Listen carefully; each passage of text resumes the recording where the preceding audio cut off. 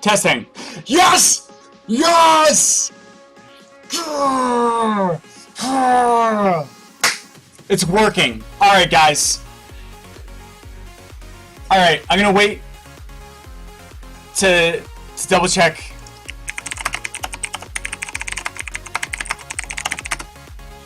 Can you hear me? Can you hear me?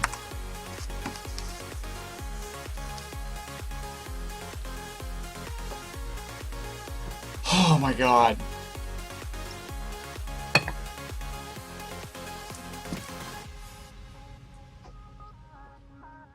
Yeah? Alright, sweet guys, we're going live. We're going live. We have to do this super quick. I'm gonna have to blitz through the introduction and stuff. Let's check my mic levels. I think my mic levels are a little high. Yep, levels went up to 49%. I want them down around 14%. There we go. Oh my god. Alright, going live in 10, 9, 8, 7. Oh my god, that was scary.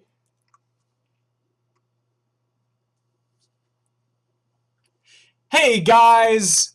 Oh my god.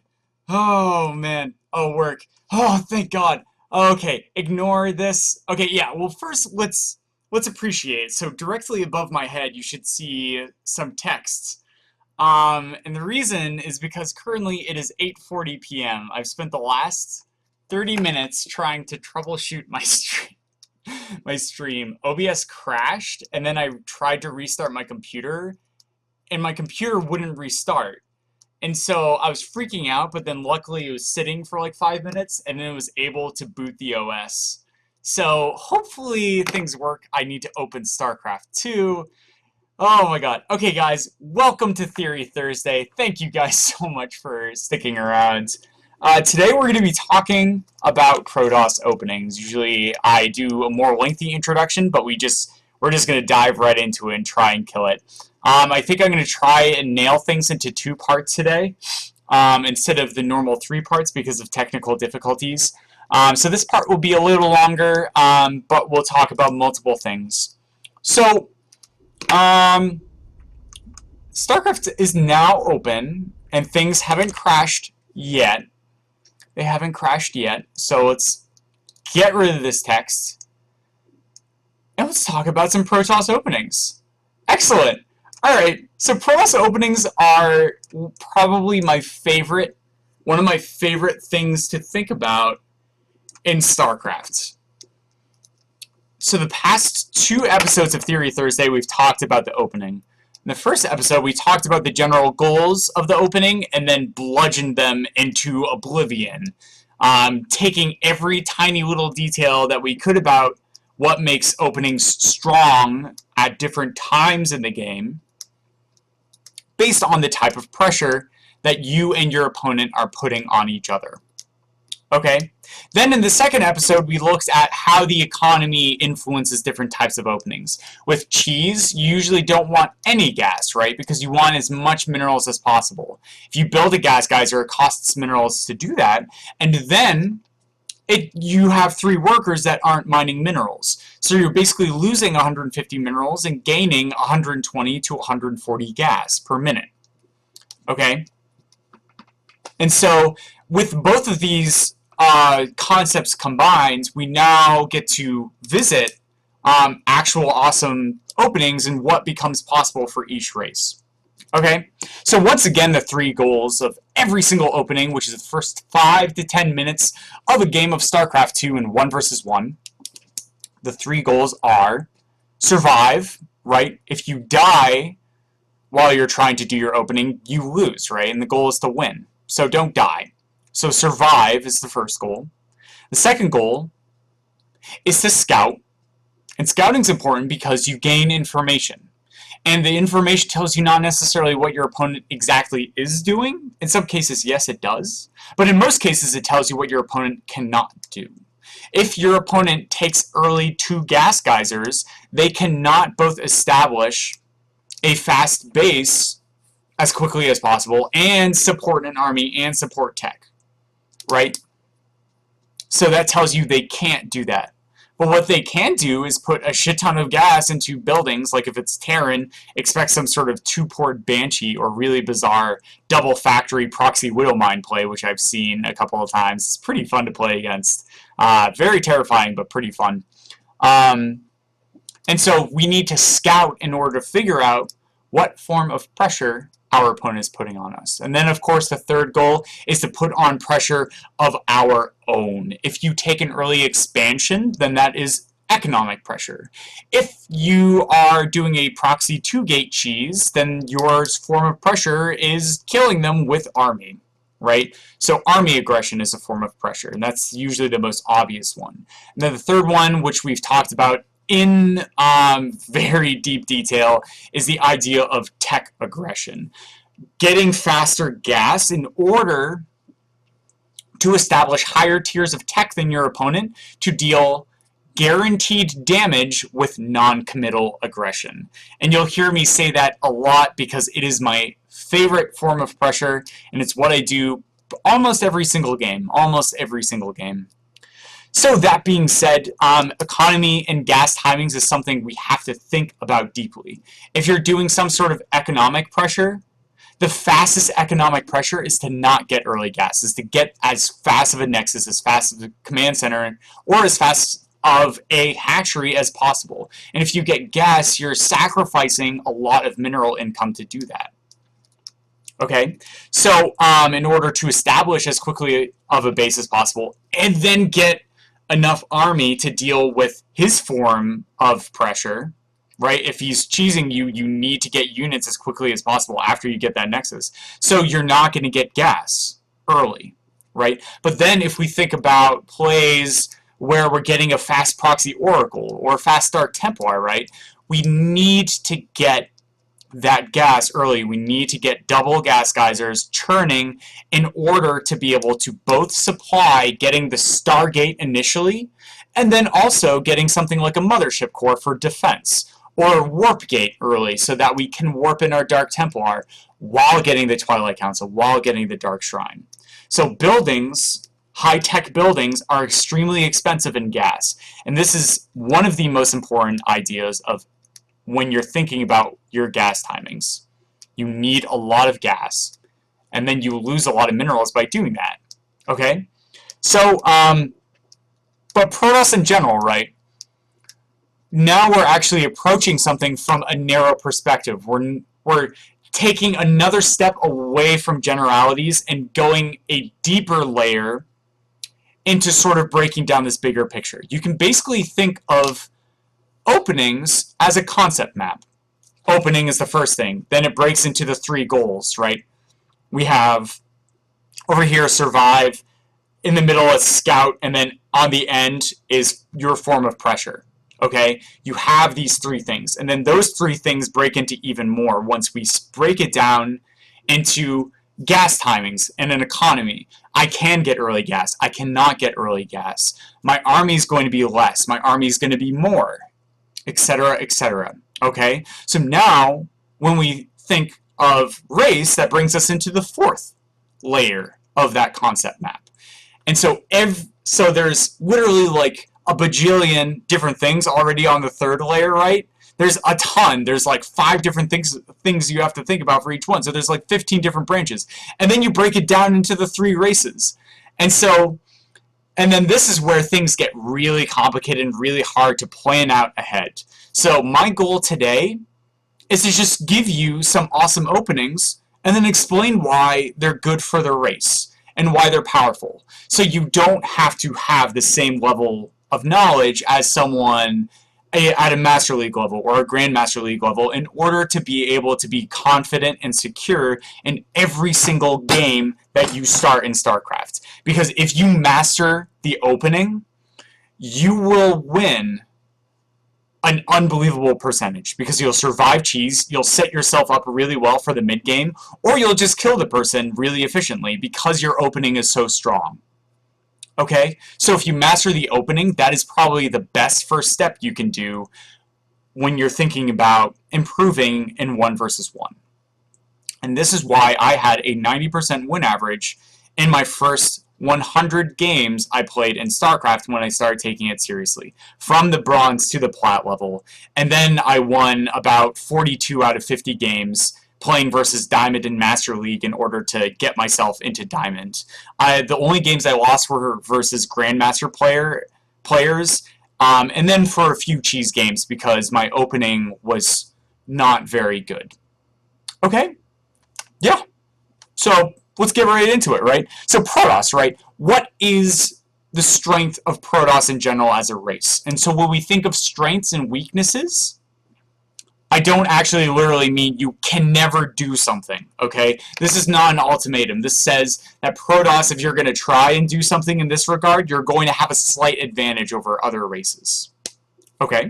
And then, transversely, with a weakness, this is sort of a tough thing when we're thinking about what is standard or what are things that Protoss we can see coming out of them early on in the game. Okay, so let's go into it. So some strengths and weaknesses of Protoss. Strength, right?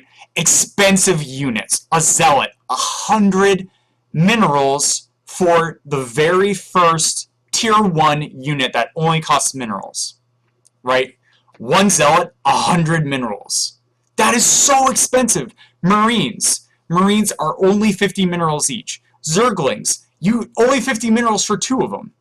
They're super expensive. Not only that, but Protoss in general is very supply heavy, right? 100 minerals for 2 supply. 125 minerals for a stalker and 50 gas for 2 supply. Protoss really works around these 2 to 4 supply units for the entire game. Okay, so this is something that you really have to think about. I think like the Observer, and Probes are maybe the only 1 supply unit in the entire Protoss unit pool. I think that's right. I think that's right. Yeah, Probes and Observers. I think War Prisms are 2 or 3. I can never remember. I always have to check really quick. Immortals, I think, are 3. Yeah, something like that. Anyways, so the strength of Protoss, right? I'm saying this is a strength, right? They're expensive units. So if you have an equal supply of units compared to your opponent, because your units are more expensive, they should technically perform better, right? This is going into the idea of army value. So Protoss openings, if you get that early army, it's going to be extremely devastating. Not only that, but because you're investing so much money into tech and stuff, those high gas units, which Protoss has a ton of them, are going to be extremely powerful not only early on, but also in mid-game. And then in end-game, right? Because Protoss units are more expensive, 200 supply versus 200 supply, equal army supply count, then Protoss will have the strongest army. This is the idea of the Protoss death ball. And this was really what pro players focused on when they first approached Protoss in Wings of Liberty. They either did 4 gates all in, or they got up a Colossus Sentry Stalker ball by the like 13-14 minute mark and then went and killed their opponent. Okay, so that being said, that is absolutely a strength. Another strength, the most awesome and fun to play units in Protoss are extremely gas heavy. This means that early tech plays and really good micro with guaranteed damage with non-committal aggression is extremely rewarding. The Oracle, oh my god, War Prism double immortal drop, Blink Stalkers, oh yeah. Oh man, dude, think of all of the like most gas heavy things you can do as Protoss, and they just all feel good. Whereas Terrans, like early gas heavy builds, like Ghosts, like, oh yeah, I'm gonna nuke my person, but then I have no army, so he just kills me. And then, ooh, 2-port Banshee is like basically the only other thing, because the 1-1-1 is no longer a viable build. Okay? Thanks, Mothership Core. Another strength of Protoss, the Mothership Core, right, is the most powerful and greatest defensive unit in the Protoss lineup. Photon Overcharge buys you 60 seconds. Alright, so think every time you use Photon Overcharge, it buys you 60 seconds. And in fact, first replay that we'll look at, we've looked at before. It's me versus a Terran player where I use Photon Overcharge in order to catapult myself into the mid-game.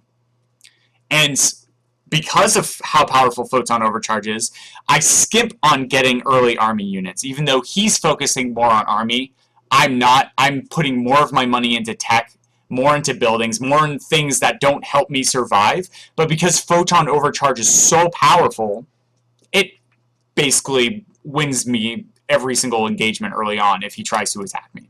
Cool. And then the last sort of strength I want to talk about Protoss is the idea of the warp-in from the gateway, right? Build a pylon, you can warp in units to that pylon. The cooldown for gateways is the same as if you did not get warp gate. And this is a very interesting concept and something you don't need to worry about until you get to a really high level. But you can sacrifice early warp gate tech if you're not planning on warping in, because the only time you want to have warp gate done is if you want to warp in near his base. Okay? That's it. That's the only time you want to have warp gate tech. So if we delay warp gate, we can then spend the research with getting air upgrades if we're doing double Stargate opening. Or we can do something silly like spending all of our gas on sentries and +1 upgrade like we'll see in the first game instead of getting an early warp gate. Okay? And then we get warp gate. Yeah, it's late, but we're just constantly building units out of our gateways, so it doesn't really matter. Alright? Sweet. And so, that being said, these are the core strengths that I really think make Protoss an amazing race. But now we also have to talk about deficiencies with regards to openings, right? So, one of the biggest weaknesses of Protoss openings is that it's really hard to split up your army if he does two-pronged aggression. With every natural expansion you take as Protoss, the harder it is to survive.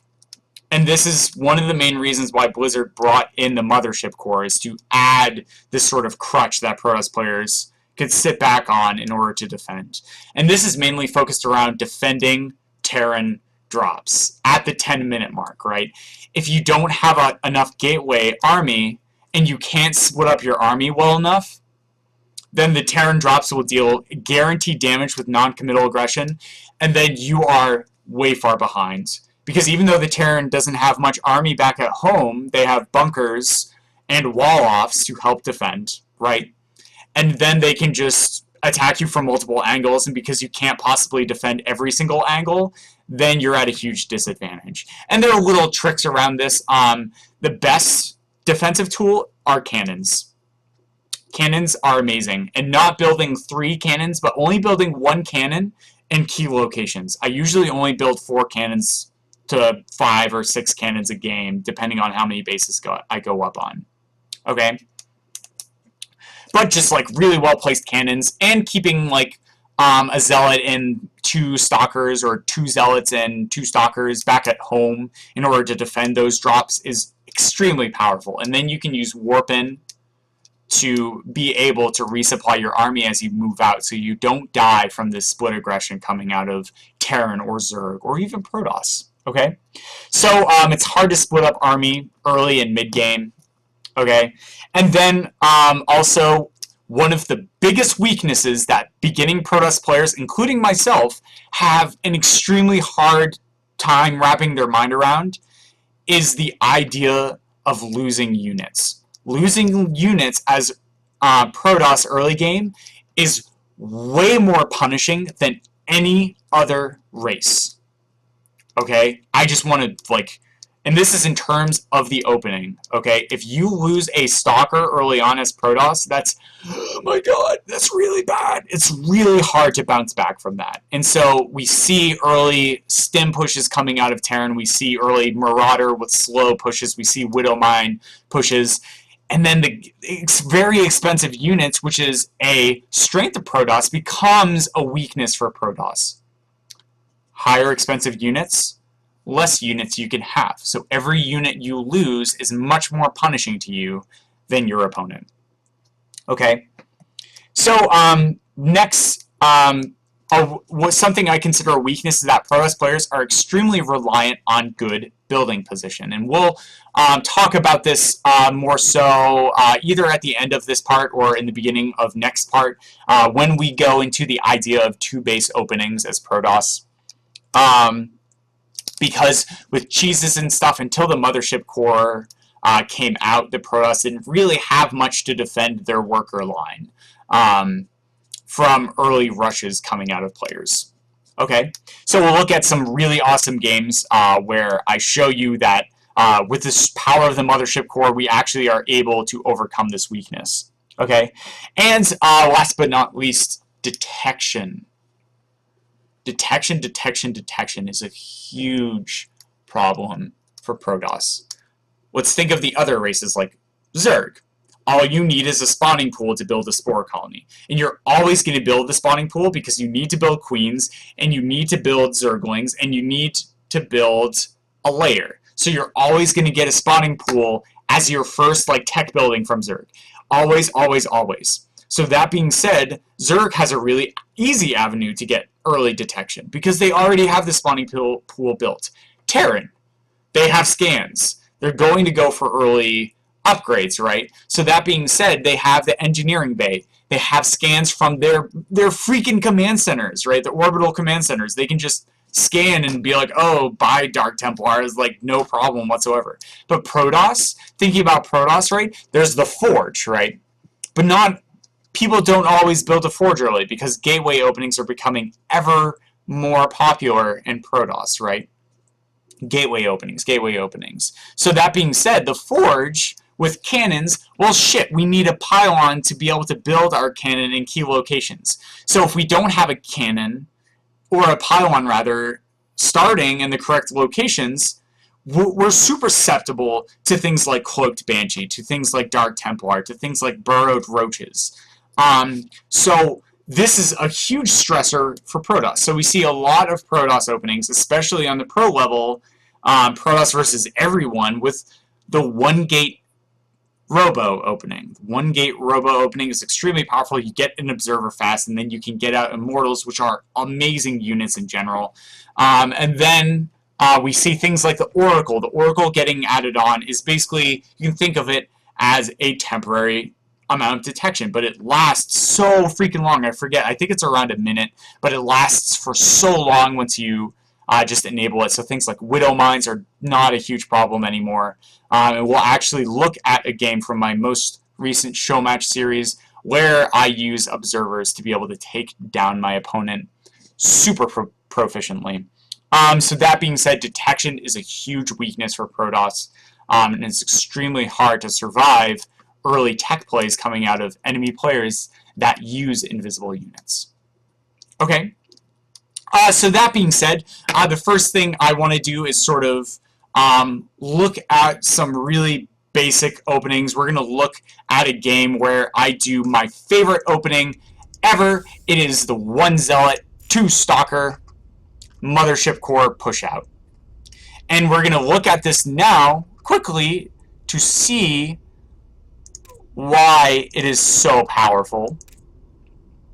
And then later on, at the very end of the show, we will look at it one more time to see why it is so great. So where is the opening? Where is it? Where's the game? I am so sorry. Oh, no, it's not Waking Drone. Ah, yes, here it is. Excellent, excellent, excellent. We're going to jump right into it. Okay, please don't crash. Please don't crash.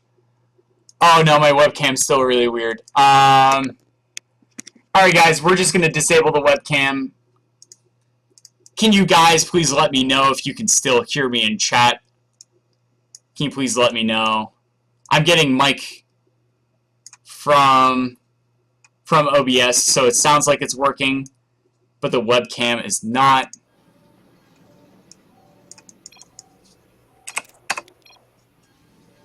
No crash hype. Can you guys hear me? We hear you? Okay, excellent. Alright, let's jump right into it. Okay, great. So I am playing here against Swanky's Fade. Fade was probably one of the hardest matchups I've had yet. And he has really awesome like tech pushes and openings and stuff like that, so I'm really excited to show off this build. This build works off of getting an early gateway, okay? And look here, it can go down to this ramp, right? It's a little slightly out, and then you only get one gas. So the goal of this opening is to put on pressure with an early small army, the Zealot, 2 Stalkers, Mothership Core, and then take my natural expansion while I'm moving out. And so we see here my probe is getting the scout. I block this supply depot as a little cute micro, but it's not that big of a deal. And then back home we see the cyber core going down, and a Zealot is coming out. And now we see this probe darting around. I'm going to hide this probe for later use, and the 3rd pylon going down. So the first thing, this is an old replay before I refined the opening, but you want the 3rd pylon to be down here by the natural, okay? You want the 3rd pylon to be down here by the natural. Okay. And here we go. We see Chrono Boost going down on the Stalker, and the Mothership Core coming out. And the 2nd Stalker is getting Chrono Boost as well. Look at my gas. I could not both afford gas for Warp Gate and get my 2nd Stalker, okay? If I had taken my 2nd gas, yeah, I would have been able to both afford Warp Gate and my 2nd Stalker, but I don't need Warp Gate right now, because I'm not planning on pushing out in 160 seconds. I'm only planning on pushing out now. Also, if I take this gas, look at my minerals. My minerals are high, my gas is low. Right? And so now we see this probe moving down to build a nexus. If I had built this and established this early assimilator, I would have not been able to get enough gas. I mean, excuse me, I would have been able to get enough gas, but I would have not had enough minerals to both get this expansion and establish tech simultaneously. So out of Swanky's Fade, we see a very fast command center and a very fast reactor, which means he's going to have 2 less Marines than what he needs. And we saw this early Reaper out of him as well. So Terran, because they opened Reaper, which is 45 seconds, he could have had 2 Marines instead of that 1 scouting Reaper. Then he built a reactor, which is another 2 Marines. So now he is 4 to 5 Marines behind what he would normally have at this point. And we see just now he's building these second 2 barracks. All because he rushed for a very fast command center. So now we see, oh my goodness, at the 5-minute mark, this army is marching up. It can come a little bit sooner. And now he's just trying to establish his bunker. But because he's so late on the bunker, and because he delayed getting Marines, he needs to pull workers. And so we time warp in order to slow these units down, because the strength of Marines is being able to dart back and forth, but Stalkers and Mothership Cores are amazing at taking out Marines. Unfortunately, I lose the Mothership Core there to some bad aggression, but because he's not able to get up enough Marines, he must cancel this command center. And now look at this. I have 2 Nexi, right, building probes. I have 3 gateways going down, and I have +1 attack going, and boom, even though Warp Gate was super late, it is now halfway done. Ta-da! Look at that. I am setting myself up super nicely for that mid-game. And we see the double forge coming down because I'm getting so greedy, because I know he needs to either establish this or to push out at me, so I'm going to get a cannon at my front. Okay. So now what I'm going to show you guys, let's see, no, it's probably just quicker to do this. Really quickly, before the stream happened, I did a bunch of refined builds, so I tried to refine these as quickly as possible, and to show you exactly what I do. So we saw just how devastating that opening is, and now here I'm showing you exactly how to do it super efficiently. I'm just playing against an elite AI who's going to early expand to show you, once again, how powerful this is. So here's the gateway, here's the second pylon, okay? And as I stated, third pylon going down at my natural instead. Here's my first Zealot. Once the Mothership Core and the Zealot finish, okay, you move out. And it's actually important to identify something else that I missed, but I just glanced down on my notes, so I will be able to visit it super quickly to give you guys the best possible experience. Right when my Cybernetics core finishes, I queue up the Mothership Core. Look at my gas. I do not have the 50 gas I need to immediately build the Stalker. So it's either Mothership Core or Stalker first. So what is better to get first, the Stalker or the Mothership Core? Well, the Mothership Core is better. Why? Two reasons. One, we know that we're pushing out and attacking. So we have to travel across all the way, if we're looking down here at the mini-map, we have to travel all the way across with both of these things. Stalkers have a much higher movement speed than the Mothership Core. Much higher movement speed than the Zealot. So we're going to push out early with this Mothership Core and Zealot. And we're going to chrono boost out the double Stalker. And now we'll see that because I started with my Mothership Core first, look at this. This first Stalker is just now finishing it up. Oh, and look at that. I have exactly 50 gas to chrono boost out this last Stalker and start that second Stalker immediately. Is that effing refined or what? Oh yeah, I love it with timings like that. And as you're moving out, then you establish the Nexus. Then you build a forge. Okay? Instead of getting the second gas. Then after you place the forge, you place the gas, and you chrono boost out probes onto this second gas. Then I keep this probe at the front to be able to build a cannon here at the front. And then also, right when this forge finishes, I will have 100 gas to both be having +1 attack upgrades and Warp Gate going. This is actually a mistake. I should have Warp Gate started now. And boom, +1 attack and Warp Gate. Look at my gas. My gas is low. An economy that times itself. And here, I am doing aggression. Look how few Marines he has because he got this early base. Time Warp going down at the front because I know I can deal guaranteed damage if he tries to aggress. Picking off workers. Here come Marines. But because I have too much presence here, they can't get much done. So back home, we see now that workers are going. I have +1 attack going, and I have a cannon at the front. Why do I build a cannon here? Why do I build a cannon? The reason is twofold. One, I do not have that many gateways early on. I'm building sentries out of this gateway to give me more defensive prowess, and then secondly, my warp gate is super late. So even if I got a bunch of gateways early, they wouldn't be that effective because I don't have early warp gate. Right? Look at the build times. They're over 30 seconds. Whereas after you do warp-ins, the cooldown isn't nearly as long. So because I have delayed warp gate, and because my gateway count is low, and because I'm getting super greedy on tech, and chrono boosting out double workers from both of these Nexi,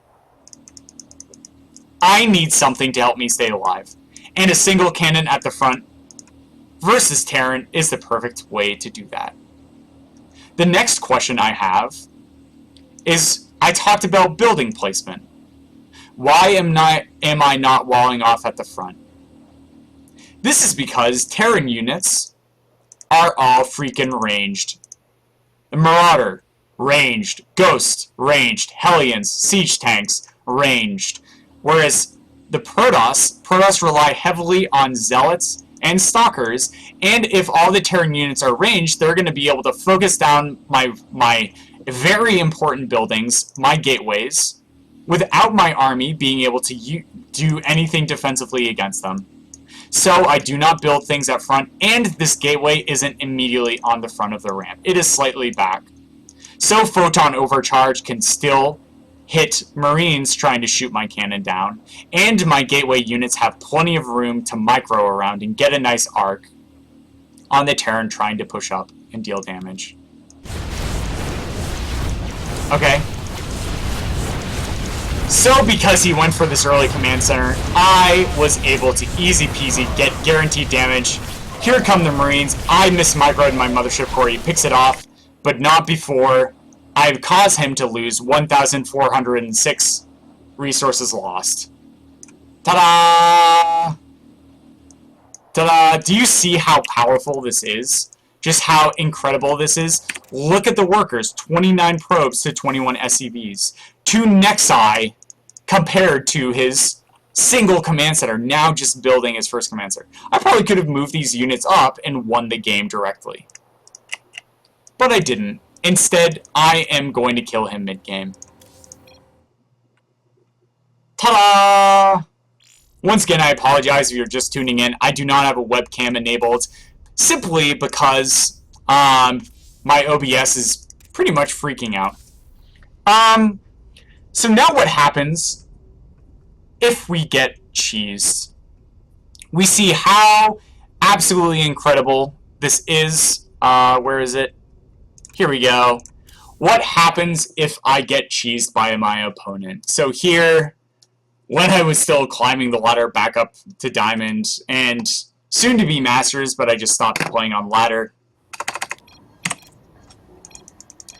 We're going to see a game where I get completely freaking cheesed, alright? I'm just going to tell you. We see me here, we see me doing the opening right. Fast first gas geyser, gateway cyber core, getting that fast zealot out, third pylon at the front. Uh-oh. But now I see a bunker going. I see a bunker going that's in perfect range of these buildings. In fact, if we go to the everyone cam, we see that he has 2 barracks in my freaking main base. And I, being the noob that I am, did not scout up around here to see this. Okay? So now, am I in trouble? Am I going to die? Can I survive? Abso-freaking-lutely. In fact, I am so proud and confident of this build, I can guarantee you that this build can survive every freaking cheese ever.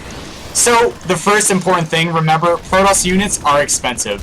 So, we try and keep things alive as much as possible. Killing off the SCVs is the first step, okay?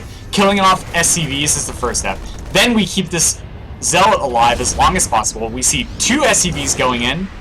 An important note is a Mothership Core can solo 2 Marines. So I bring the Mothership Core in to kill this. Boom! First Stalker coming out. Am I getting Warp Gate? No, I'm getting my 2 Stalkers. Okay?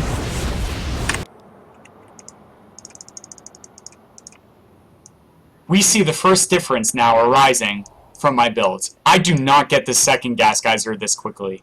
Usually, I'm getting a Nexus right now. But instead, we're going to see me throw down a Forge and a Gateway.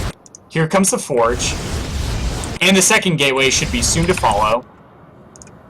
And because I stopped this early bunker, and he does not have that many Marines yet, he cannot directly attack this. So once again, keeping units alive is extremely important.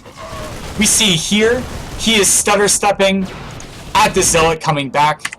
Looking at the units lost though, he's lost 3 SCVs, he's cancelled the bunker, and then he's lost 2 Marines.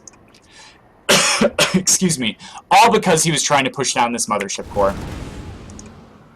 Keep the Mothership Core alive. Okay, going back to faster, going back to ×2. We see my Forge. We see another pylon coming down. We see another gateway going down. We see me starting Warp Gate, all before I get my Nexus. We see a third Stalker getting Chrono Boosted out. And now, when my Mothership Core has enough energy, I Photon Overcharge. Look at this. Easy freaking peasy. We see that he's repairing the bunker, so we just pick off this SCV. Then we go back, waiting for him to destroy the bunker, and then after the bunker is dead, we go in and engage the Marines. Once again, do not lose units. So this is in real time. This is the speed I'm pulling back damage units, okay? Pulling back damage units and continuing to attack when he's not focusing them down. I lost 1 Zealot, and I established an early base, and I have +1 upgrades, 1/3 of the way done, and Warp Gate halfway done, with 2 gateways done. And look at my bank. If I had macroed better, I could have had even more, but I was so focused on micro, it was okay. 3rd pylon at the front. You will see me lay down a cannon immediately to get that defense. And looking back home, he's just now finished building 2 extra barracks to stay alive, just in case I moved units across the map. He's now just starting his command center. Looking at his workers, he is way behind on workers. 23 probes to 18 SCVs, and soon I'm going to be far ahead in that count. So even if you're not as good at me as in terms of micro, and you lose more units but you stay alive, keep in mind that he's not only going to be behind in economy, but also in tech. Just now is he getting the rest of his barracks home. And just now, my +1 upgrades are finishing. Holy crap, I am light years ahead. I'm chrono boosting out Immortals. Like, holy crap. I am not behind whatsoever. All because I opened that early 1 Zealot, 2 Stalker, and Mothership Core opening.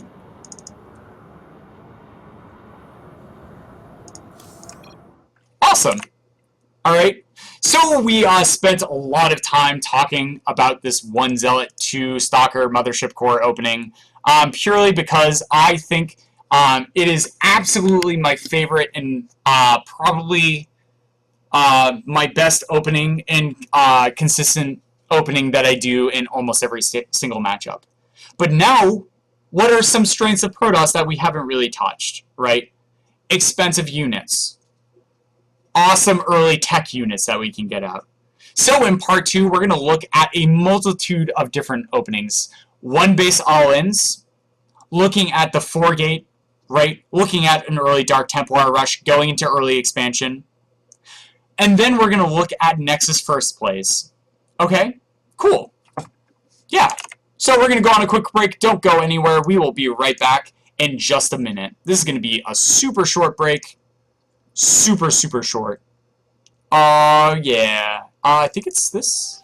No, it's this song.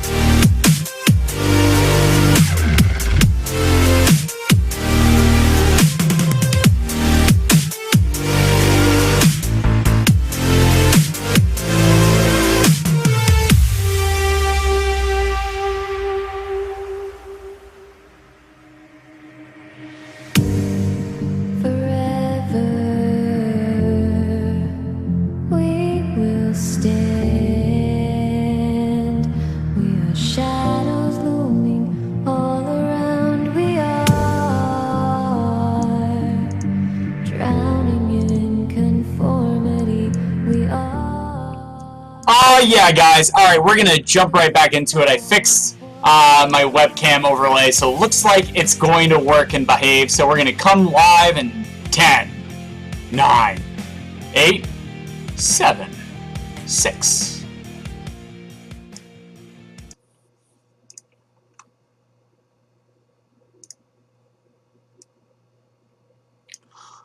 Oh, yeah. Hey there, Shaydilla. Welcome, welcome, welcome, welcome. Thank you so much for checking me out. Oh, yeah. All right, guys, we're going to jump right back into it. It looks like things are working. Oh, my goodness. So, if you're not here live or you haven't checked back in, I had a lot of troubles getting OBS to work. It crashed. My computer wouldn't restart, but luckily, I closed my eyes and believed in myself, and then things worked out. Things worked out, okay? So let's see. Guys, let's look at a 4-gate. Alright. Let's look at some cheese. Let's look at some one-base all-ins, if you know what I mean. No. Wait, whoa. Whoa! Why was she... What? No! Bye.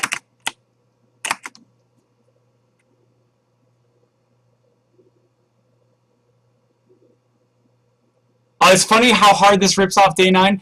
I am flattered that you are comparing me to such. I am so flattered that you are comparing me to such. Thank you.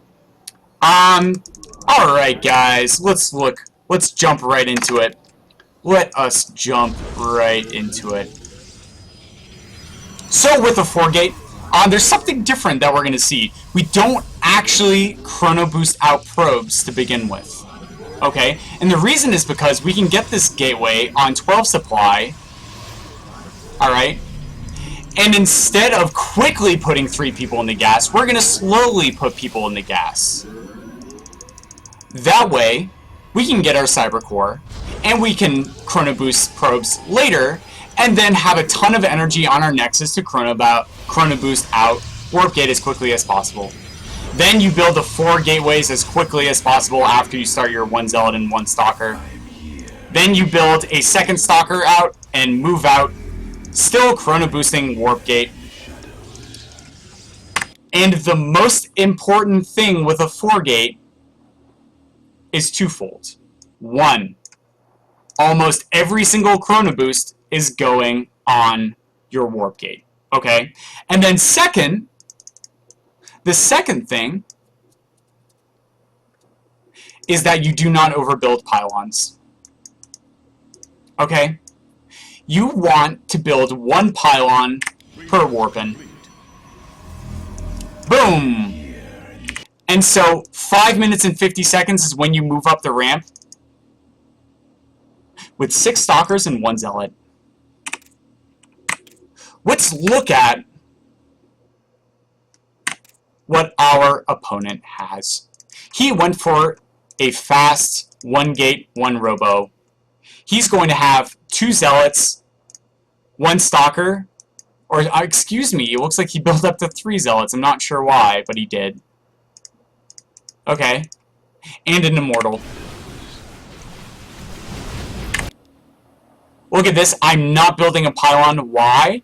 It's because my supply, I have a 10 amount of supply. So 1 Stalker and 3 Zealots, because when you run out of gas, you build Zealots. When you have enough gas, you build Stalkers. And then, boom, I build the pylon, because look at that, I would not be able to do another full warpin. And basically, you just outman them, outgun them. Okay? And you just go and kill them. That is probably the scariest effing thing you can do against a player in PvP. Alright, so once again, that's a PvP build, but you can do it in other matchups and probably win.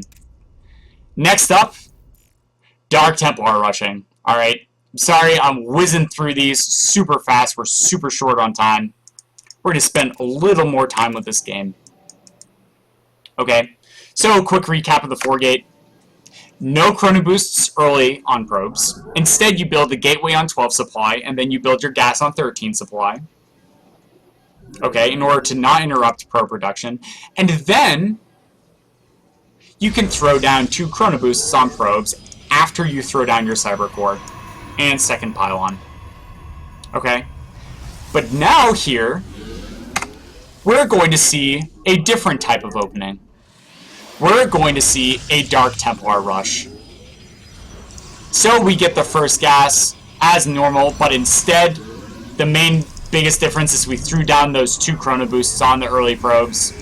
Then we throw down his cyber core. Boom, boom. Hacksaw, welcome, my friends, welcome.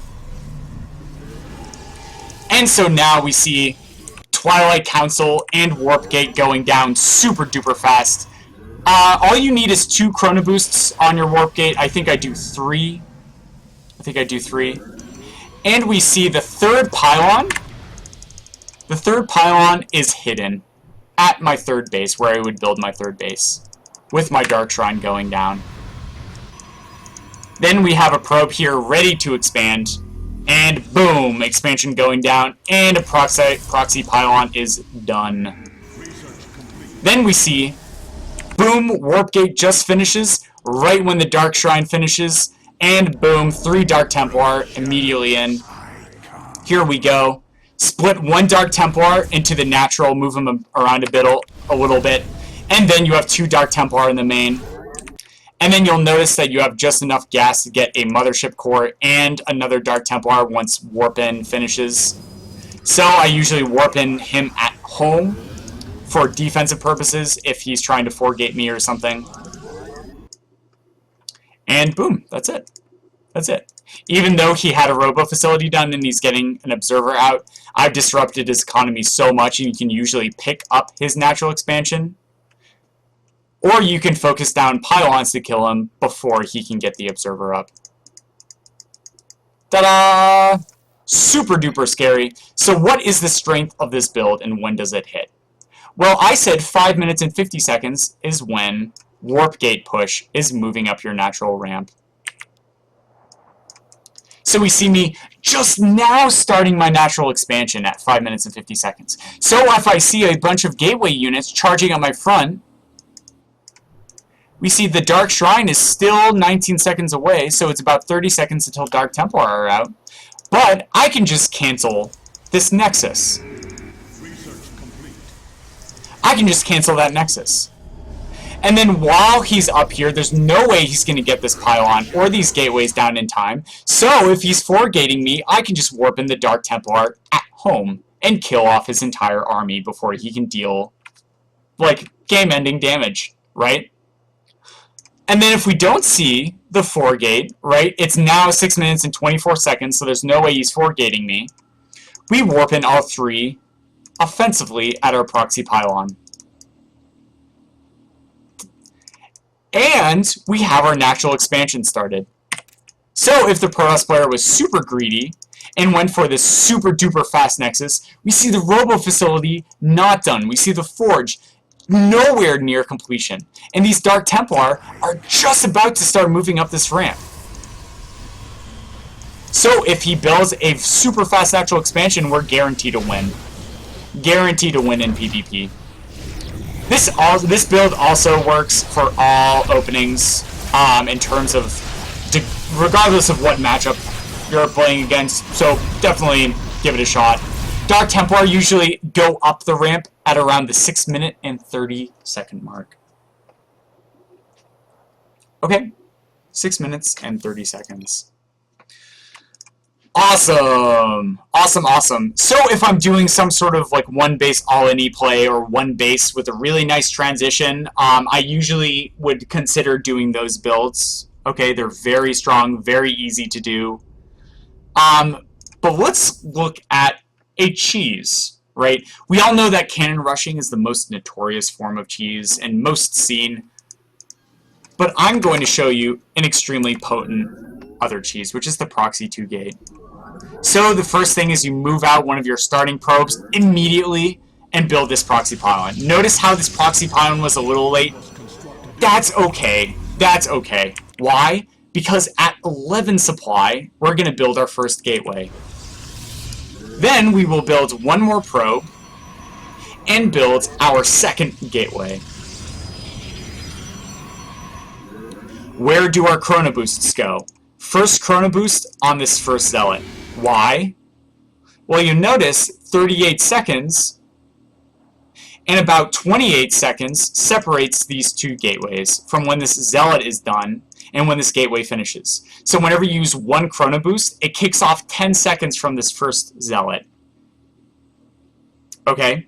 So then both will be synced up when this second gateway finishes. And ta-da, we see just that. I wait a few seconds and then I send in my first Zealot.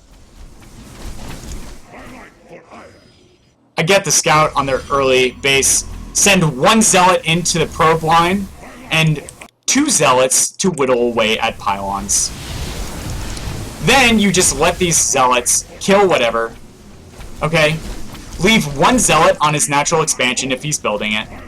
And then send 2 Zealots, now that we killed off a bunch of probes, right? We killed off a shit ton of probes, to whittle away at this gateway. Then when you destroy the gateway, the Cyber Core or pylons is next. And then have 1 to 2 Zealots skirting in both mineral patches to guarantee the win. And that's it. And that's it. Super easy peasy. Super duper easy peasy. Very powerful. If you want to make it to Grandmaster, this is probably the best build to do. People give cannon rushes too much credit. Let's see. Excellent, excellent, excellent. It is time for us now to look at a much safer build. And this is sort of what we're going to close out Theory Thursday with. And this is going to be a Forge first. So all of these openings, we've been looking at Gateway first openings. The Dark Templar gave us a beautiful transition into getting a fast Nexus. Slightly delayed, but a fast Nexus nonetheless. The 1 Zealot, 2 Stalker, 1 Mothership Core gave us a beautiful transition into getting a fast Nexus. But now, let's see a little bit of an old school play, which is going to be a 2 base Blink Stalker all-in. First pylon going at the front. This is how I play against a Zerg player. We see the Forge going down, Forge first instead of a gateway. Chrono Boosts on probes. And then at 16 supply or 17 supply, we build our Nexus. Then, oh, this is a little bit of cutesy micro. There's 2 things we need to consider. One is, we want the fastest possible cannon to go down in order to defend. But we also need to make room for the gateway, right? If we make the cannon slightly too far, we're not going to be able to get a full wall off, because a straight diagonal is not a full wall off. So, when I hit 150 minerals, this is where I will want to place my gateway in the future. So I line it up so it's lined up with the 1 hex. Then you just move the probe to cancel, and you place the cannon where you will want the cannon to be once you have that gateway moving. And ta-da!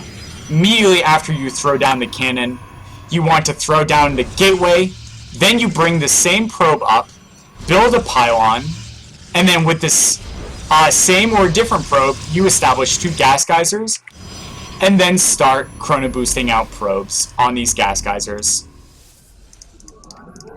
Make sure you set rally points with these Nexi, and continuously chrono boost out probes. Then, have a probe here, just in case you see some cheese marching up. Then you can finish the wall off with more gateways. A gateway and a pylon finishes the wall off. Or you just wait and then build a Cyber Core. Then our Nexus finishes, and we chrono boost out probes, and we start +1 attack. An important note when you're thinking about 2 base Blink Stalker all-in is you do not put a chrono boost on this first +1 upgrade. We want to spend chrono boosts on Blink Tech coming out of our Twilight Council, and +2 attack upgrade. Okay?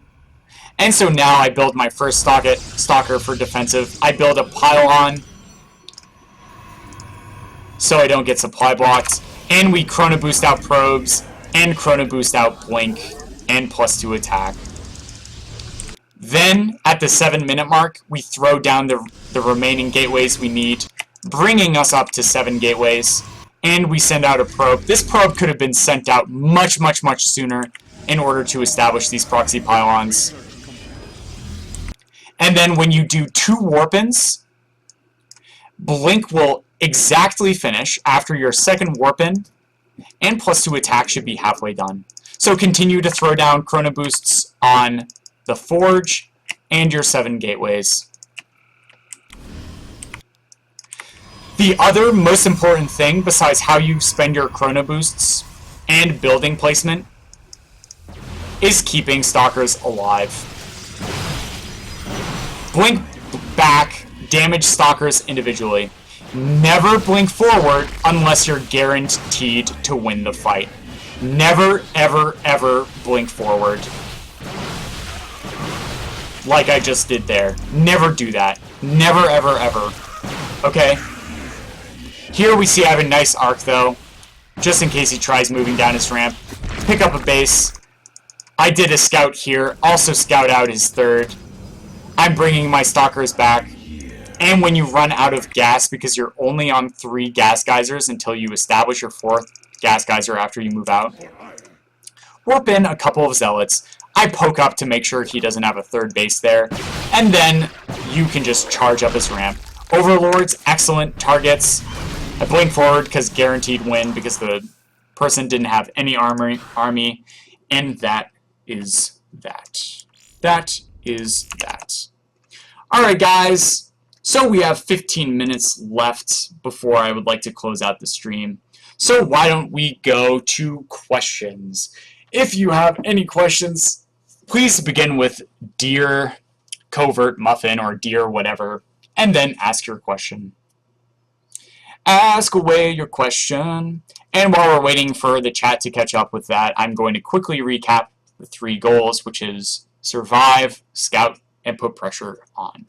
So with Protoss openings, we either saw early tech being extremely powerful, early army with the 4-gate, or an early expansion to set ourselves up on a 2-base all-in. Because this episode got cut short because I had technical issues, I went ahead and cut out some of the other 2-base all-ins that I would show. Okay.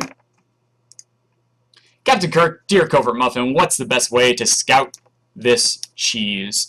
There's 2 ways. One is to send out a probe and see what he doesn't have in his main base. So in the proxy 2-Racks game, we can actually jump into that replay super duper quick. I will actually show you really quickly. So if you're not as ballsy as I am, because I am super greedy, I'm super confident in my builds, let's look at the Terran's base. Usually we see supply depot going down at the ramp, and then immediately a barracks at his ramp. So after you place this gateway, if you send out a scouting probe, scout around his entire base, check his natural. If you do not see any sort of barracks going down, then immediately assume that the barracks are proxied. Okay? And that is the best way to scout the cheese. However, if you're playing against a different race, the best time to scout is immediately after you throw down this gateway or immediately when you place your forge. So after you build your first 150 mineral structure, whether it's the gateway or the forge, and you push out. Okay?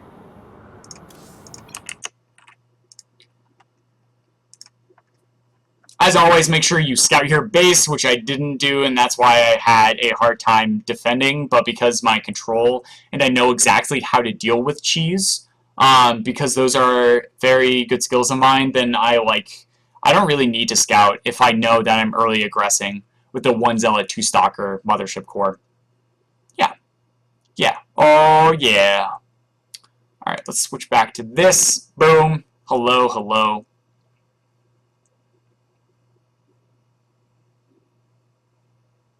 Deer in the headlights.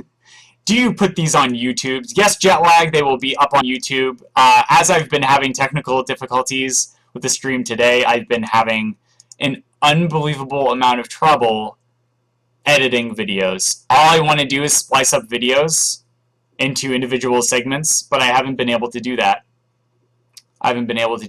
Because they're apparently 90% of the stuff that's free out there. I've spent about 30 hours trying to do it, and I haven't found a single program that either converts to a format that's easily edited well, or using an editor that can edit the very highly compressed format. Ted Wynn, Dear Covert Muffin, is it part of your religion to have a keyboard louder than Thor's thunder? Oh yeah, so this actually goes back to when I played a lot of Dota and played a lot of JK2. This is my first mechanical keyboard. I didn't have a mechanical keyboard. I had a really crappy like rubber, like the rubber dome keyboard where you have to push down really hard, so you have to tap it really hard. So my fingers are used to slamming and bottoming out on the keyboard. So that's just not a habit that I've really cared to fix. Yeah, because my words per minute typing is around 300 when I focus. Dear Muffin, I wish I had a question, but I'm still trying to grasp the terminology. How are you? I'm pretty good. I was doing really well. I spent 3 hours preparing for the show, and then right when I was starting, the entire system crashed. So I'm doing much better that it worked, but I'm kind of sad I didn't get to go over everything or explain things in enough detail. That's okay. It's alright. Did you try videmux? No, but I am going to try that tomorrow. So it records in FLV. Is this going back to when you were Covert Muffin? Yes, that was the keyboard, Jetlag. That was the same keyboard. That, and it was a wireless keyboard. So I'm really amazed that I was a pro gamer in 2 different games simultaneously with a wireless keyboard and a wireless mouse. The other thing was my DPI for my mouse was set around 2,800, whereas my mouse could only handle up to around 900.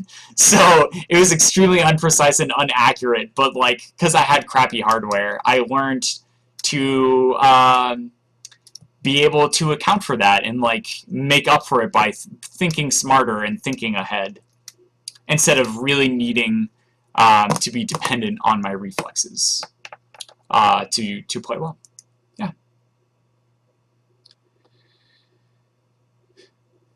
Leon today, Dear Covert Muffin, how do you use the quick buttons when you group units? Yeah, so I can show you really quick. Let's just jump into a game where I do this, yeah. So let's look at Protoss, alright. How I set my hotkeys. We're going to jump right into a game so I could show you that. That is a very good question, because hotkeys are never, ever evident. And didn't crash. Excellent. Yeah, Thor's Thunder. Yeah, Ted Wynn.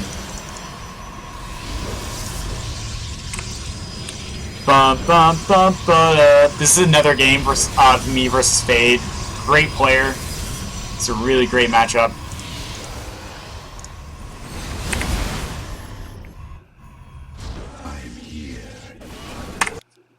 Here we go. This is good enough.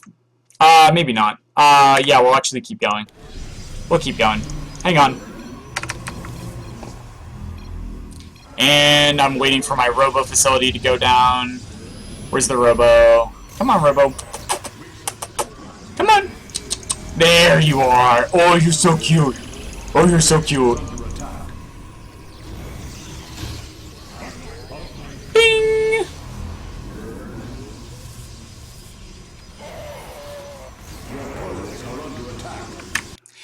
Excellent. Alright. Let's talk about hotkeys really quick. 1 is my primary army. So, we have all of the gateway units, and soon this immortal to be hotkeyed. Bing! Ta-da! Okay. So 1 is your primary army. 2 and 3 early on, I set as my mothership core.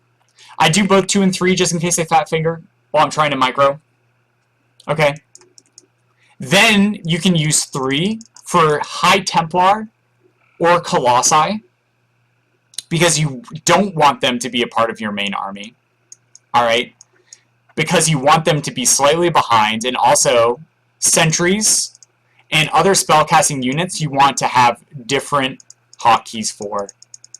Because otherwise, if you hit 1, it brings you to this army, and sentries will have the highest priority because they're spellcasters. But if you have multiple spellcasters, it's a lot harder to hit like 1 and then click on the mothership core, or hit tab to cycle through the units to get to the mothership core, right? In order to be able to spellcast between 2 units. So, split up spellcasters across groups. 1 being my main army with sentries as a spellcaster. 2, High Templar or the Mothership Core, and then 3, High Templar or the Mothership Core, one or the other, whichever you like doing most. I usually keep 3 on Mothership Core later in the game. Then, Gateways on 5, okay. Gateways on 5, Nexi on 4, okay. And then you can easily press 4C for Chrono Boost and 4E. Oh, whoa. Whoa. What, it zoomed out? Oh, this is weird. Oh, that's cool. Alright, so 4, right? If I hit 4 and then C, oh, that's really bizarre. If I hit 4C, it will allow me to do Chrono Boost easily. And then also 4, if you look at your keyboard right now, where the 4 is positioned, the E is down to the left, because you'll press the 4 with your index finger, and then with my middle finger, I'm pressing E. So 4E is an easier key press than if I do like 3E, because then my middle finger is in the way, or my index finger is in the way of my middle finger. Okay, then 5 with the gateways, alright, and then I do 6 for tech structures, and then if you do multiple tech structures, like both Stargate and Robo, then I just put the second one on 7. Then 8 through 0, it's really up to you how you want to hotkey them. A lot of people do 0 as upgrades, and then 8 or 9 for tech structure they're getting upgrades at. Okay, and that's about it. That's about it. How do you use them? So I press them and then go to the units. So something we see me do a lot, if we actually just jump into a custom game really quick, I can show you how I use them. Custom game, browse maps, Coda. Here we go. Add AI, start. We'll just make him Protoss economic focus. Very easy is fine. What time is it? We have 5 minutes. Lady Lecta, I made my own hotkey setup with what I was most comfortable with, but these are pretty standard, from what I've heard. From like Day 9 and other sources. There's very bizarre hotkey setups, okay? So the way I use hotkeys, okay, is say, like, this is my group of gateways over here, right? Click, click, click, click, click, click, click, click. So if this is my gateway, right? This is my gateway. You can double tap a number to bring you to that unit.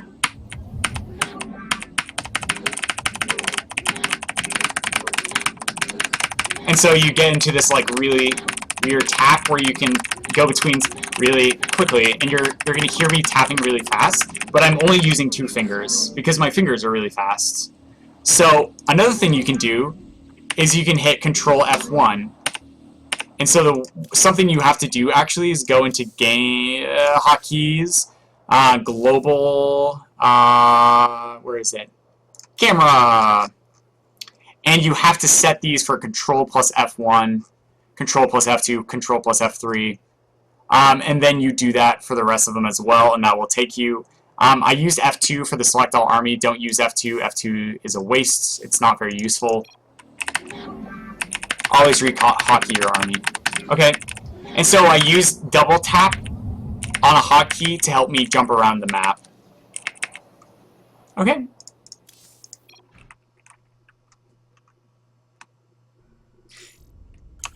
Boom. Deer muffler. Yep, yeah, those are the hotkeys I use. Robo always looks. Yeah, Leah. Gel egg. And then if you're left-handed, you really get to make them up. Ah, that is so true. Ah, it's so true. Guys, I didn't gain any experience because I absolutely failed in that game. Yeah, right? Yeah, the double tap is amazing. People, pro players, when they used to train people for money, like as coaches and stuff, they used to be like, if you don't use location hotkeys, which are the F1, F2, F3 ones, then we won't train you. But I don't use them, and I'm able to defeat grandmasters. So honestly, with hotkeys, it is whatever is most comfortable with you. Dear Covert Muffin from Sacred Sun, do you have a special mouse that gives you access to other hotkeys? That is a great question. No. No, I do not. If we look at my mouse, the stream is delayed, so I have to really quickly go over to OBS. We see I have 2 buttons, a mouse wheel, and then, yeah, there are 2 buttons on the side, but I use a really weird grip, which is known as the fingertip grip. So we're actually going to come down, and I actually move my mouse around with my fingertips, okay? So I'm going to try not and give you guys a crotch shot. So we see here when I'm moving around the mouse, I'm actually not moving my arm at all, and I'm very barely moving my wrist to go side to side. But then I use my fingertips most of the time in order to move around my mouse. And this allows you to use a much higher sensitivity, but it is the hardest mouse to use to control. And the reason is because my hands are freaking huge. Look how big my hand is, right? So if I do the palm grip, most mice, my fingers are actually hanging over the side, okay? So I use a really bizarre grip, which is the fingertip grip on my mouse. So if I have a bunch of buttons here, it makes it harder to use my mouth to move the mouse from side to side.